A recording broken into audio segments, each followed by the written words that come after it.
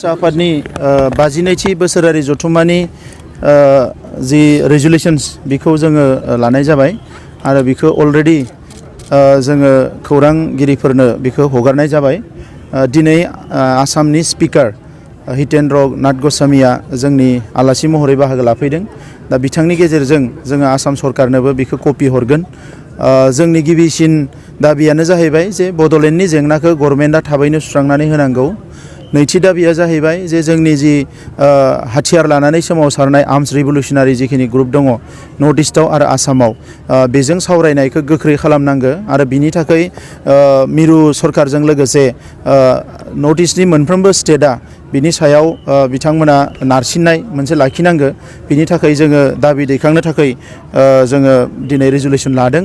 बेजों लोगोसे आसामिसखौ compulsory subject हिसाबै सोनायनि थाखाय जि मोनसे आसाम केबिनेटआ पास खालामदों बेखौ जोङो गनाया होननानै बुंदों आरो बेखौ सोदांनांगौ होननानै बुंदों जोङो। मानोना दिनै बिथांमोना बुंदों बिटिएडि आरो बर' थानाय ओनसोलफ्राव बेखौ बाहाया होननानै, नाथाय रोखा बुङाखै जे बर' थानाय बबे बबे ओनसोलाव बिथांमोना बाहायनाय नङा। ओंखायनो जों बुंदों जे बिटिसि आरो आसामनि जेसेबां बर' बिजोंनि फरायसालि दङ बेवहाय बिथांमोना नारसिननो मोननाय नङा आरो बेजों लोगोसे गुबुन बिजोङाव फरायना थानाय बर' फरायसाफोरखौबो बिथांमोना नारसिनना मोननाय नङा। बिथांमोना दिनै सोरबा इंलिश मिडियामाव फरायना थानाया बर'खौ बिथांमोना गावनि साबजेक्ट हिसाबै लानो हायो MIL। ओंखायनो बै जायगायाव बिथांमोना आसामिसखौ नारसिननो मोननाय नङा। सोरबा हिन्दी मिडियामाव फरायदोंबा बेखौबो नारसिननो मोननाय नङा आरो सोरबा असमियाव फरायथारनाय बर' फरायसाफ्रा बर'खौ मोनसे लेंगुवेज साबजेक्ट लानो हायो बेखौबो बिथांमोना नारसिननो मोननाय नङा। दा बेखौ जोङो आसाम गभर्नमेन्टनो दिनै दैथायहरगोन आरो बेजों लोगोसे जोङो मोनसे दाबि दैखांदों स्टेट रिअर्गेनाइजेशन कमिसन। इन्डियायाव भारत हादोरा सोरजिजानायनि उनाव 1953 निफ्राय 56 सिम स्टेट रिअर्गेनाइजेशन कमिसन लाबोदोंमोन, बिनि उनाव लाबोआखै। दिनै भारतआव गोबां रायजो बिग्रा आफादफ्रा सोमावसारगासिनो दङ। दा बेखौ नोजोर बोनानै भारत सरकारा थाबैनो फिन खेबसेबाव स्टेट रिअर्गेनाइजेशन कमिसन दानांगो होननानै जोङो रेजुलेशन लादों आरो जों बेखौ थाबैनो दाबि दैखांनानै केन्द्र सरकारनो जोङो मिरु सरकारनो जोङो मेम'रेन्डाम हरगोन आरो बेजों लोगोसे जि माखासे नेशनेल लेन्ड पलिसि आरो नेशनेल एजुकेशन पलिसि बेवहायबो जोङो बिथांखि लादों। नेशनेल एजुकेशन पलिसियाव जों बुंदों जे बेखौ इमप्लिमेन्ट खालामनायनि सिगाङावनो आसामाव बर' बिजोंनि जेसेबां जेंना दङ बे गासैबो जेंनाखौ सुस्रांनानै होनांगौ होननानै जोङो दाबि दैखांदों। नेशनेल पलिसिया इमप्लिमेन्ट जानायनि सिगाङावनो जेसेबां बर' बिजोङाव जेंना दङ, फोरोंगिरि नांगौ, लेखा मोनाखै, प्रभिन्सियेलाइज जायाखै, जेसेबां जेंना दङ गासैखौबो खेबसेयावनो सुस्रांनानै होनांगौ होननानै जोङो दाबि दैखांदों। बेजों लोगोसे जि मोनसे मोनद' हारिखौ ST खालामनाय बिनि सायाव आसाम सरकारा हाइ लेभेल कमिटिया रिकमेन्डेसन हरगोन होनदों आरो जों दाबि दैखांदों जे मोनद' हारिखौ ST खालामनो मोना। बिनि सोलायै बिथांमोननो जि बेबस्था होयो बेखौ जोङो गनायगोन, नाथाय बिथांमोनखौ मोनद' हारिखौ ST खालामनो मोना आरो बेखौ CC2 गेजेरजों गोख्रोङै सोमावसारलांबाय थानो थाखाय जोङो बेवहाय थांखि लानाय जादों। आरो बेजों लोगोसे जि क्ल'ज नाम्बार 6 आसाम एकर्ड 1985 नि बेवहाय आसामिस मानसिफोरनि रैखाथिनि थाखायल' खोथा बुंनाय जादों। जोङो बुंदों बेखौ जोङो दानि जि महर बे महराव जों गनायनाय नङा। जुदि बेखौ सोदाङोब्ला आरो बियो बयनिबो थाखाय खालामोबा अब्लासो जोङो बेखौ गनायगोन होननानै जोङो बेवहाय रेजुलेशन लादों आरो आसाम सरकारनो जोङो दैथायहरगोन। आरो दानि जि केबनि उनाव जाफैबाय बे नि जि मुभमेन्ट बेवहाय जोंहा मरेल सापर्ट दङ होननानै बुंदों जोङो, नाथाय बेबायदि दुं हाव थासारिखौ जोंनि ओनसोलाव सोमजिहोफैनो थाखाय जों गोसो गैया। नाथाय जोंनि खोथाया स्पष्ट जे थागिबि मानसिफोरनि हेंथायै सरकारा मायबा पलिसि लायोबा बेखौ जों अराय सम हेंथा होलांबाय थागोन आरो बेखौ जों मालाबाबो गनायनानै लाया। दा बे खोथाखौ जोङो दिनै रेजुलेशन लादों।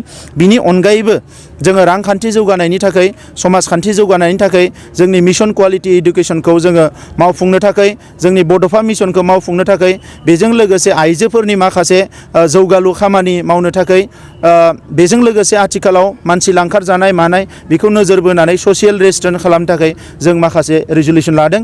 आरो दुलाराय बर' फरायसा आफादा दिनै जोंनि गेजेराव लाइमोनफ्रा जेरै ड्राग्स जानाय बायदिसिना जुवा गेलेनायनि थासारि फैदों, बेखौ जायखिजाया थासारियावनो दुलाराय बर' फरायसा आफादा बेखौ होबथानो थाखाय जुजिलांगोन होननानै जोङो थांखि लादों।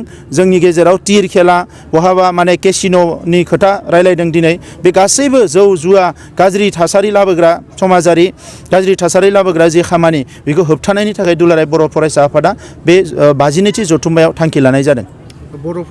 बर'फोरनि दाबिखौ लानानै भारत सरकारा सावरायाखै नङा गोबां सावरायबाय आसाम सरकाराबो सावरायबाय आरो बिथांमोना सलुसन खालामनो होननानैबो खोथा होदों दा नैबे समाव बिथांमोना दिनै नेशनेल मोनसे पलिसि हिसाबै केबखौ लाबोबाय बियो का जाफैबाय दा बेवहाय जि दुंहाव थासारि जादों बेखौ लानानै बिथांमोना एसे फावसायनो हायो नाथाय बिथांमोना जोंनो खोथा होनानै दङ जे जेरैखि जाया बड'लेण्ड जेंनाखौ सुस्रांगोन होननानै बिथांमोना खोथा होनानै दङ खालि दिनै बिथांमोना स्पष्ट खालामाखै जे बर'फोरनो मा होनो हायो मा होनो हाया बिथांमोना बुंदों जे नोंथांमोनाबो जों बुंदों जे बर'फोरनि राव थुनलाइ हारिमु थामोनथा हा हु राजखान्थि अधिकारा फैगौ 100 बोसोरनि थाखाय रोखा जानाय जोंनो जुदि बिथांमोना माबा मोनसे मोजां होनो हायोब्ला अब्ला जोङो गनायनो हायो नङाब्ला ओरैनो थगायनाय हिसाबै बिथांमोना माबा मोनसे होफ्लानानै जोंनि हाथियार सोमावसारग्रा आफादफोरखौ फोजोबनोल' थांखि लादोंब्ला बा जोंनि डेम'क्रेटिक सोमावसारनायखौल' फोजोबनो थांखि लादोंब्ला बेखौ जों मालाबाबो गनायनाय नङा मानोना बर'फ्रा अलरेडि BSc आरो BTC मोनबाय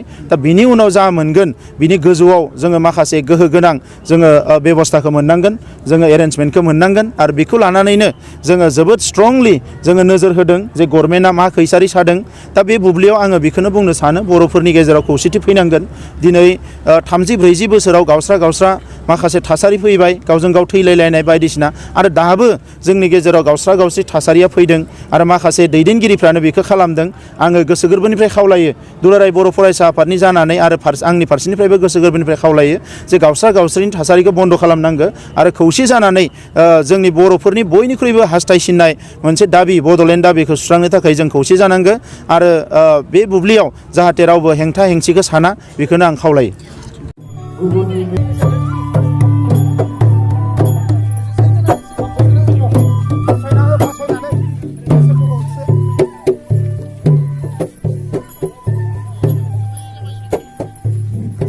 जों बयबो वेलकाम तरुण बर' वेलकाम तरुण बर' वेलकाम कमल लिप म्यूजिक रोमा long live Hitler Goswami long live Hitler Kamal Molo Buju Boro welcome Kamal Molo Buju Boro